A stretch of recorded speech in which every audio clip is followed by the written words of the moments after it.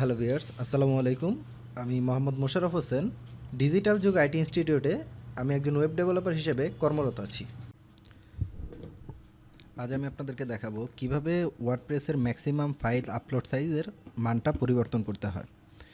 তো সেজন্য আমাদেরকে প্রথমে সিপ্যানেলে লগ ইন করতে হবে। তো আমি অলরেডি লগ ইন করেই রেখেছি এবং পূর্বের ভ্যালুটা জানার জন্য আমি ওয়ার্ডপ্রেস থেকে দেখে নিচ্ছি যে আমাদের পূর্বের ভ্যালুটা কত ছিল। তো এই জন্য আমি মিডিয়া থেকে অ্যাড নিউতে গেলে দেখতে পাচ্ছি যে আমাদের ম্যাক্সিমাম আপলোড ফাইল সাইজ দেওয়া আছে 2 MB। তো এই ভ্যালুটাকে আমরা পরিবর্তন করব, কারণ আমাদের অনেক সময় দেখা যাচ্ছে যে 2 MBর উপরে অনেক ফাইল দরকার পড়ে যেগুলো আপলোড করতে হয়।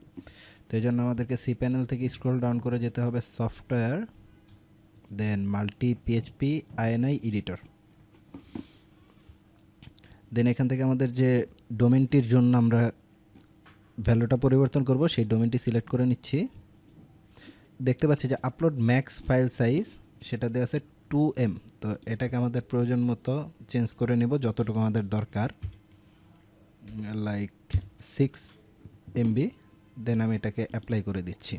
এখানে আরও অন্যান্য অপশন আছে, তো আমাদের যখন যেটা দরকার পড়বে যেই জিনিসগুলো পরিবর্তন করার সেগুলো আমরা এখান থেকে খুব সহজেই পরিবর্তন করতে পারবো, সবগুলো ডোমেনের জন্যই। তো যখন আমি এটা পরিবর্তন করে অ্যাপ্লাই দিচ্ছি, দেন আমরা দেখি যে আমাদের ওয়েবসাইটে এটা ইফেক্ট করেছে কি না।